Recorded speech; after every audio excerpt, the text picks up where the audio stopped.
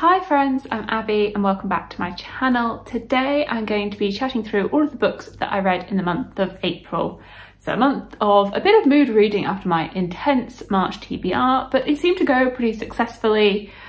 So in total I read 9 books, so same as March, but they were a bit shorter, so coming to 3,482 pages, which I'm very, very happy with, especially as I felt like when I look back at it, I'm like, what was I reading? I mean, I was reading, obviously, but like, where did it all happen? Like, how did that happen? So, success. 4 of the books that I've read were fantasy and 5 of the books that I read were romance. So definitely stepped away a little bit from the epic fantasy this month after the intensity of that. 7 of the books were adult and 2 of them were YA. And then I had a whole variety of star ratings. I have 1 5-star, 1 4.5 star, 4 4 stars, so the bulk of them, 1 3-star and 2 2 stars. And then out of these, I read 1 finale, 2 continuations and 6 standalones. So a good mixture there. Would have liked to have kept going and finishing more series, but you know, I did a few, I did a couple, I worked on it a bit. And that means on the go I have 29, so 1 less than last month. So back into the 20s, which is great.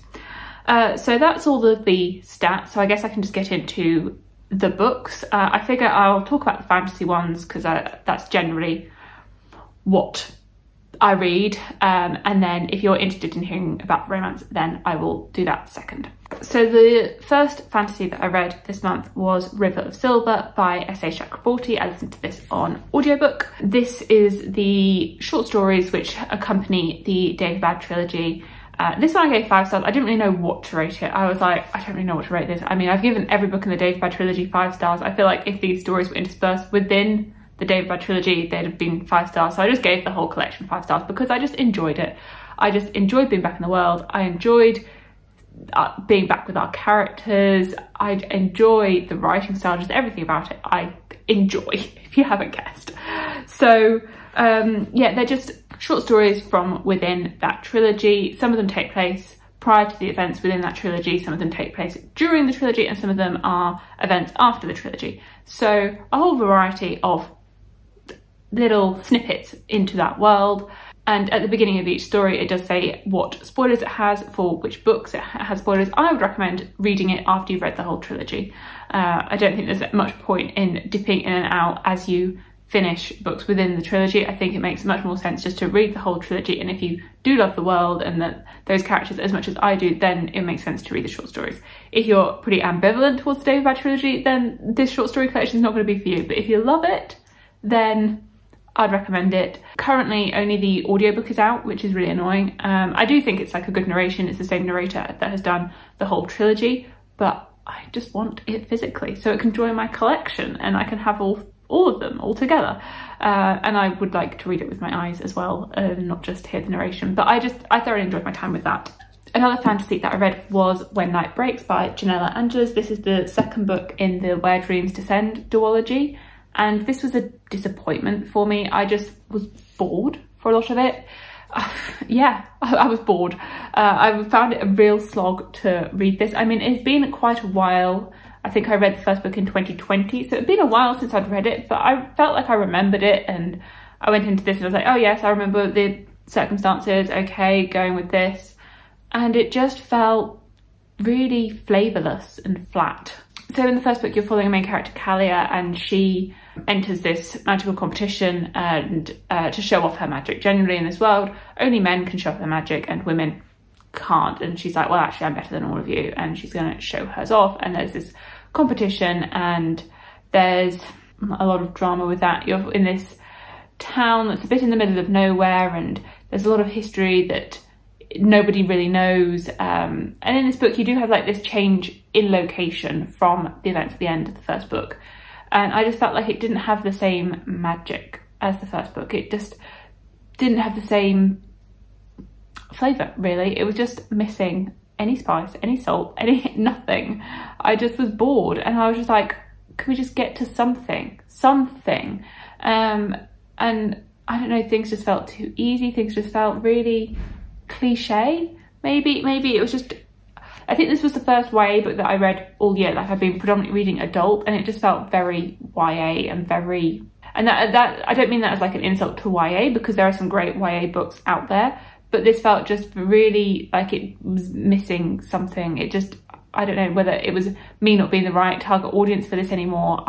I do not know, but we didn't click. It was just felt very flat and average. A fantasy that I did enjoy was Son of the Shadows by Juliette Marillier. This is the second book in the Daughter of the Forest or the Seven Waters series, and I like this. It seems to be controversial because this has been a buddy read, and it seems as though the group is very much split between people that have enjoyed this and people that have despised this, it seems. But I liked it. I didn't like it as much as Daughter of the Forest. I think Daughter of the Forest has a certain charm and magic to it, and this one, although I enjoyed it, it didn't have quite that same magic. But I think if you like the writing style of Daughter of the Forest, then you should, it's the same writing style, it's the same way of telling the story. This one I don't believe is actually based off any fairy tale, unlike that one, which is based off of the Six Swans. And in this one you are following the daughter of the main characters from the first book. So you do jump forward a large period in time, 17 odd years, a jump forward.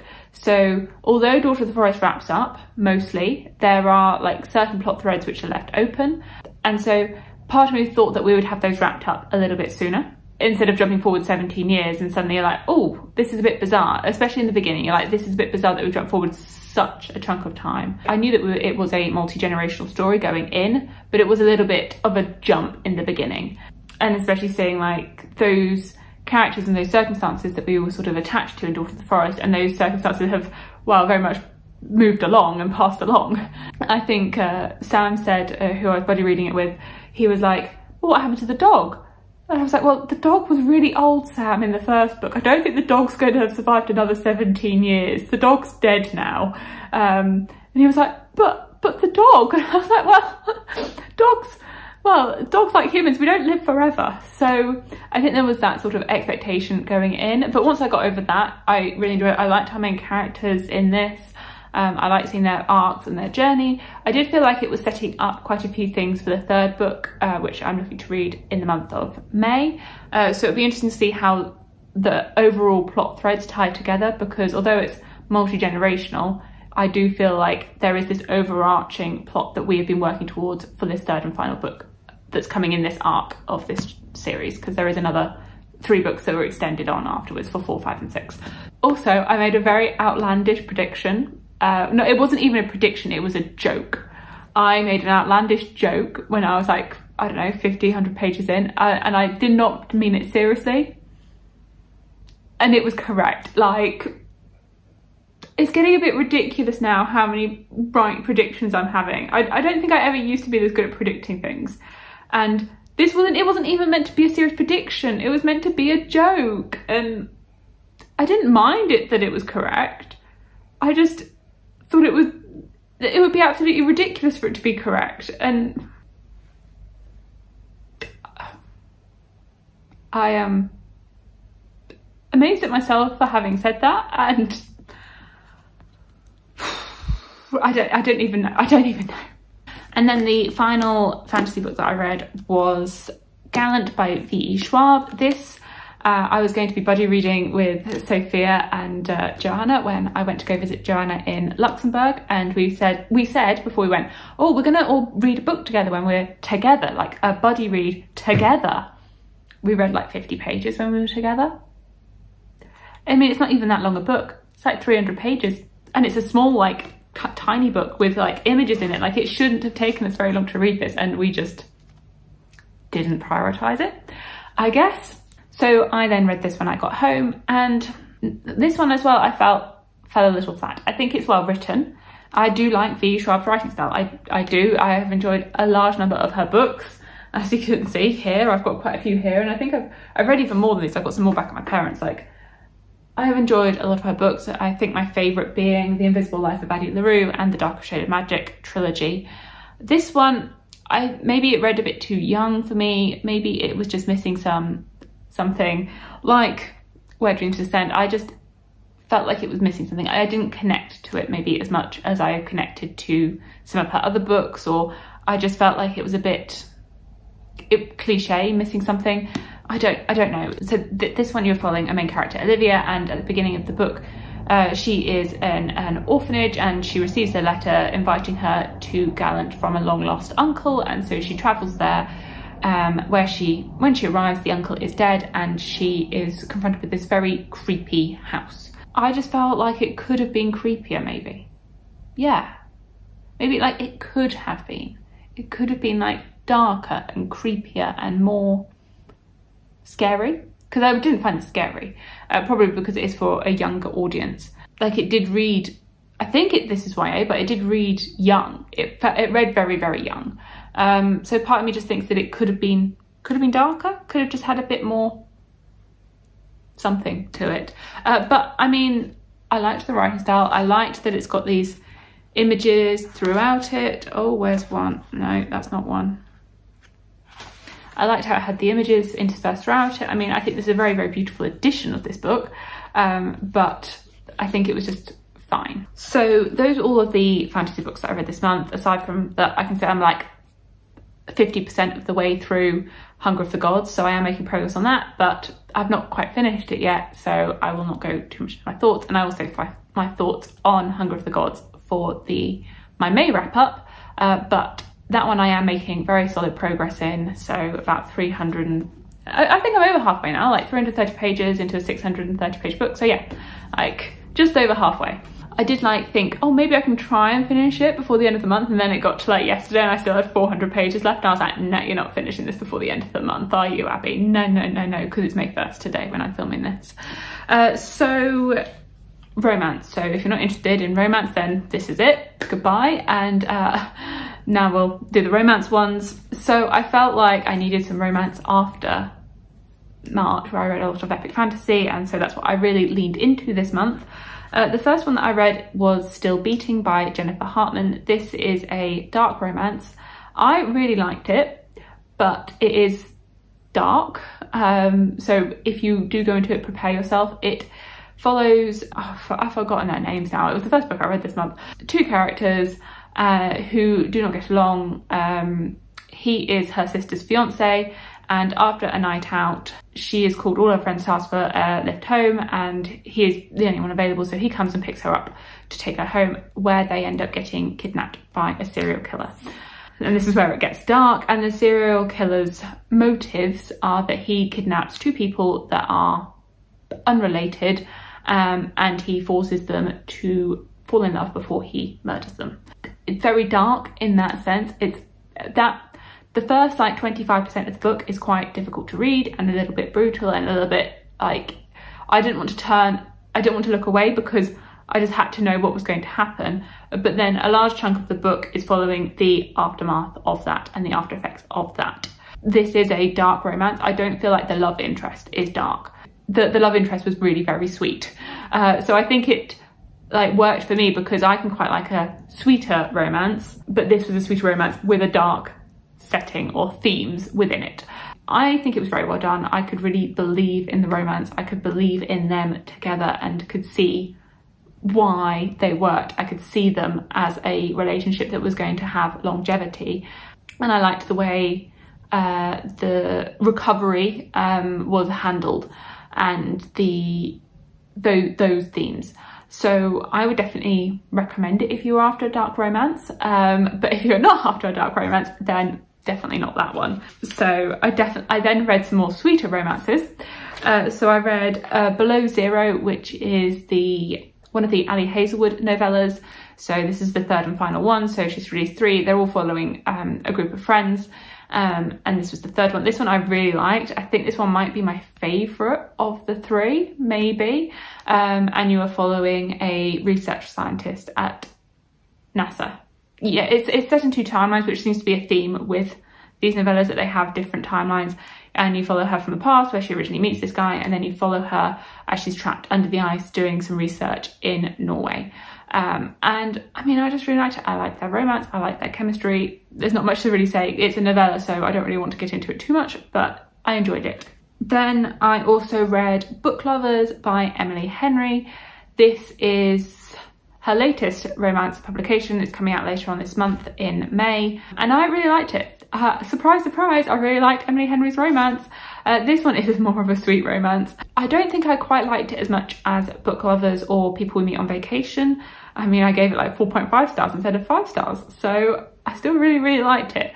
And you can definitely tell it has Emily Henry's writing style, or the way that she mixes together both the cute romance with some more hard-hitting themes. But this one, you are following an editor and a literary agent, and at the beginning of the book, the literary agent, her sister, says to her, let's go on holiday together, and she's like, what? I don't do holidays. And you're like, who doesn't do holidays? So anyway, her sister persuades her to take a break, go on holiday together. They go to South or North Carolina, where they have rented this cottage for a month, and that's where they're going to be. And they run into the editor there, who they know from being in New York, but they didn't realise that he lives there, or he has family there, so he is back there for the summer as well. And so you are following the different relationships, so the relationships between them and their romantic relationship, and also the relationship with between the sisters, which I could really relate to as a sister. I have one younger sister, so I could really relate to that, and having a younger sister that I want to make sure is always protected and safe and loved. And also that the main character is tall, I could relate to that. There's this minor scene where she meets this guy and he's like, you're really tall, oh your feet must be really big, and I'm like, the amount of people that have told me this year that I'm really tall, and I'm like, I know, I'm 5'10", I'm tall.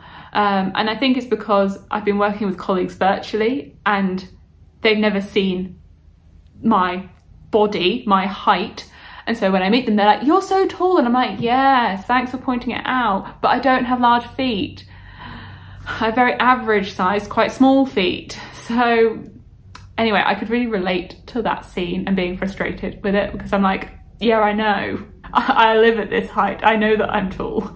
But I could relate to that, and I found it quite humorous seeing that scene. I liked it and would definitely recommend it, especially if you have enjoyed her previous books, so Beach Read and People We Meet on Vacation. Like, if you've enjoyed them, then I think you will like this as well. So the other sweeter romance that I read was Life's Too Short by Abby Jimenez. This is in her, there's sort of a series. I don't really count them, I count them as standalones because they do stand alone, but they all have a link between each of the books. So the first one being The Friend Zone, then the Happily Ever After playlist, and this one.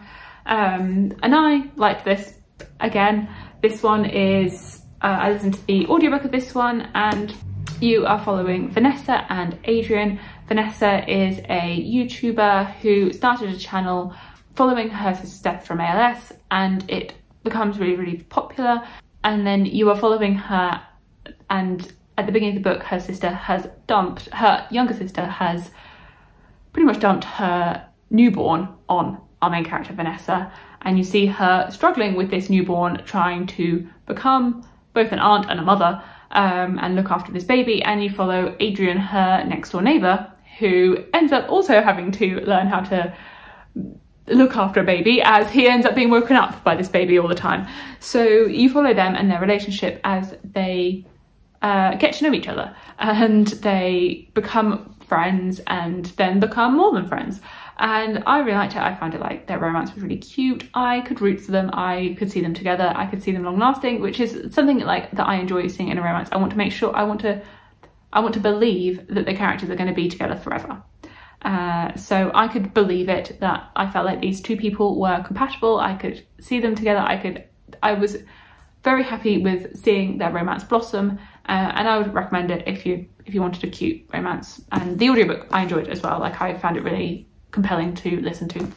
And then the final romance that I read in the month of April, don't think I've ever read this many romances in a month, or it's been a while since I've read this many romances, is Ruthless Creatures by J.T. Gessinger.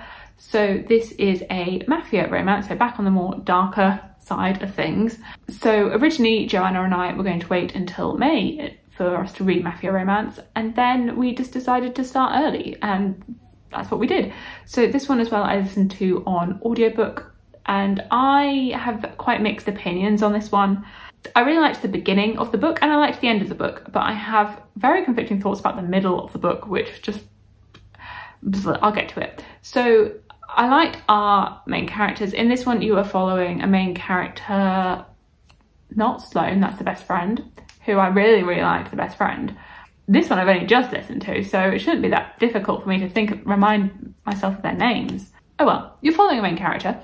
And 5 years ago, her fiance left her. The day before their wedding day, he disappeared and has not been found since. He is presumed dead, that he had a hiking accident, and 5 years have gone by and you're following her and her recovery from that traumatic event. And a new man arrives into town called Cage, and he has been sent there, and things go a little bit not according to plan. I liked her main character and I liked her friendship with Sloane. And like their banter and their friendship, I really enjoyed reading about. That aspect of the book was really, really strong. I was definitely invested in that as a relationship and as a friendship. What I was not so invested in was the romantic relationship. Cage is our mafia guy. He was just too intense. I was like, he was too much. He was way, way too much. He went from 0 to 100% insta-love in 5 seconds. I was like, geez, come on. Like, you're meant to be this super mafia guy and you have instantly just fallen in love with this girl after seeing her for 5 seconds. Like, no. And I just wanted him to like chill, because he was just a bit obsessive. Like, if he was ugly, you'd be calling a restraining order on him, because the only reason she didn't was because he was hot. I mean, like, he was just too much. It was just, no. I was like, chill down, chill, and just stop. Just go back a few steps, and then you can get to this point in like a few months. Like, you're just too much. So there was that. I just felt like she had these characters and she wanted them to be together. And I was like, yeah, but we need to build to them being together. They can't just be together. But no. The book was just, they are together. And then I did like the ending and how everything wrapped up at the end. Like, I did enjoy that bit, but I just wanted some more mafia, because there wasn't that much mafia in it, I don't think. You just had this mafia character. That I wanted more like drama from that side. I wanted, yeah, mafia drama and that sort of, maybe less romance. Like, I didn't really care for those scenes. I was just like, are you doing it again? Yeah, there was just too much of that and not enough mafia. So there would be my critiques of that one. I am intrigued by, there is like a second book which is following Sloane, and as I liked her as the main character, I feel like that could be better. But I'm not too sure. I don't know if anyone's read the second book in this series, then if you could let me know if the second book is less insta-lovey, because there was way, way, way too much insta-love in this one. Like, I've not seen insta-love this bad in a long time, and it was bad. So there are my thoughts on the 9 books that I read in the month of April. Let me know how your reading month went and what your favourite book of April was. And thank you so much for watching, and I will see you in my future videos. Bye!